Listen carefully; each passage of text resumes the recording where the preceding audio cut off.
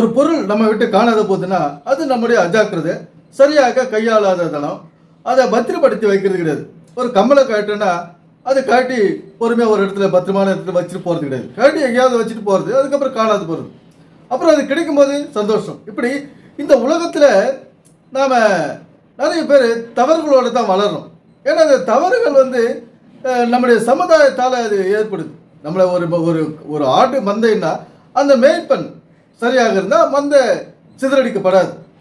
அந்த மேய்ப்பன் என்ன செய்யணும், அந்த ஆளுகளை சரியாக கவனிக்கணும். அது வழி விலகி போதா, அது அல்லது புல்லை மட்டும் மேயாத நெல்லை மேயுதா, இப்படியெல்லாம் நம்ம கண்காணிக்கணும். அப்புறம் அந்த புல்லை தின்னாது நெல்லை போய் மேயும் போது அந்த வயலுடைய சொந்தக்காரர் சண்டைக்கு வருவார்.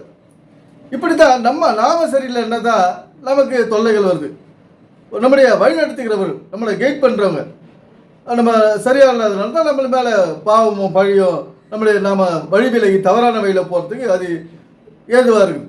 இப்படி இந்த ஜான் ஜெபராஜ் அவர் ஒரு விளக்கத்தை கொடுக்குறாரு, அதை நம்ம கேட்போம் வாங்க. உங்கள் வீட்டில் உன் கம்மல் ஒன்று தொலைஞ்சு போகுது. ரொம்ப நாளாக நீ தேடுற, 1 மாதம் 2 மாதம் 3 மாதம் 4 மாதம் வெள்ளை கூடின கம்மல் காணவே இல்லை.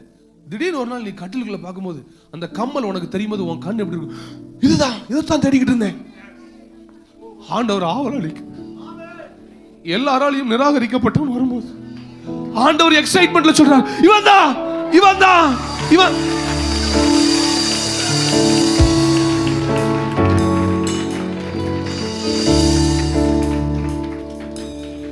உன்னை பார்க்க ஈசாய்க்கு விருப்பம் இல்லை, உன்னை பார்க்க உன் கூட பிறந்தவனுக்கு விருப்பம் இல்லை, உன்னை பார்ப்பதற்கு அந்த தேசத்துல எவனுக்கு விருப்பம் இல்லை.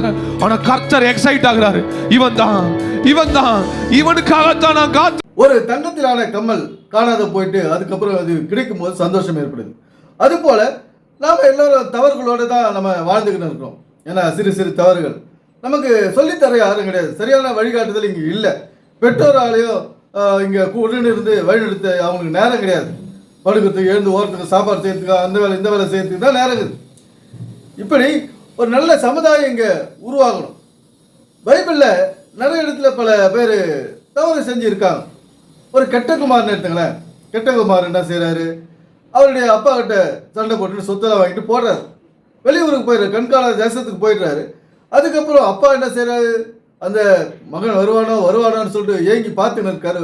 அப்போ ஒரு நாள் அவர் ரொம்ப அலங்கோலமாக சேர்றாரு. அவரை குளிப்பாட்டி ராஜவஸ்திரம் உடுத்தி பல விருந்துகள் வைக்கிறாங்க.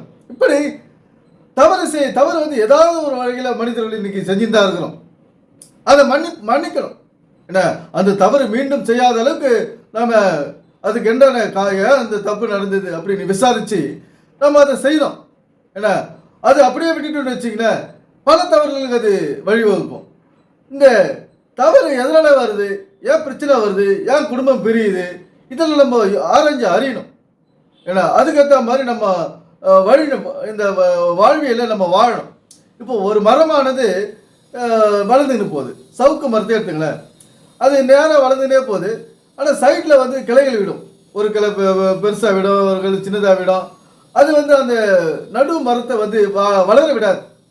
அதனால நம்ம என்ன செய்கிறோம், அருகில் சைடில் உள்ள பக்கத்தில் உள்ள கிளைகள் எல்லாம், இணைக்கிளைகள் எல்லாம், சிறிய கிளைகள் எல்லாம் வெட்டி போட்டோன்னா அது நேராக வளருது. அதுக்கப்புறம் வீடு கட்ட உதவுது. நேரான கொம்பால தான் வீடு கட்ட, சவுக்கு கட்டையால் தான் வீடு கட்டுவாங்க. அதே மாதிரி நம்முடைய வாழ்க்கை பல தவறுகள் நமக்கு நடக்கும். அந்த தவறுகள் மீண்டும் வராத அளவுக்கு பார்த்துக்கணும்.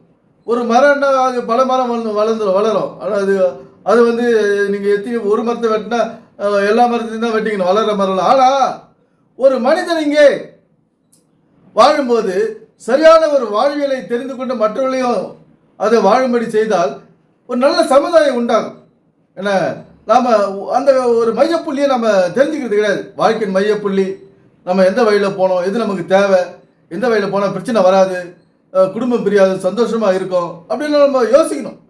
ஏன்னா எதையாவது நம்ம கண்டுக்கின்னு எதாவது நினச்சிக்கின்னு நம்ம வாழ்க்கையை வீணடிச்சுக்கணும், வேற ஒன்றும் கிடையாது. வாழ்க்கைக்கு முக்கியத்துவம் கொடுக்காத வேற தேவையில்லாத விஷயத்துக்கெல்லாம் நம்ம முக்கியத்துவம் கொடுத்து இன்னைக்கு வாழ்க்கையை இழந்து நிற்கிறோம். பண பிரச்சனை, மன கஷ்டங்கள், குடும்பம் பிரியுது, இப்படியெல்லாம் போயின்னு இருக்குது.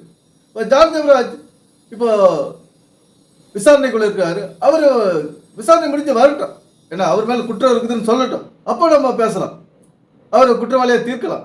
அதுக்கு முன்னாலேயே வந்து அவர் குற்றவாளி குற்றவாளி குற்றவாளி அவர் மேலே போட்டு போட்ட கேஸ் வந்து அது உண்மையா பொய்யான்னு நிரூபிக்கல ஒன்றும். பைபிளில் என்ன சொல்லுது? கர்த்தருடைய பிள்ளை மேலே கையை போடாத அப்படின்னு சொல்லுது. அது மாதிரி யார் மேலேயும் நம்ம கையை போடுறதுக்கு நமக்கு அதிகாரம் கிடையாது. அதனால் யாரையும் குற்றவாளி என்றதுக்கு நமக்கு அதிகாரம் கிடையாது. முதல்ல அவன் குற்றவாளி என்று நிரூபிக்கிட்டோம், அதுக்கப்புறம் பேசலாம். எனவே சிந்திப்போம், செயல்படுவோம். நன்றி, வணக்கம் நண்பர்களே.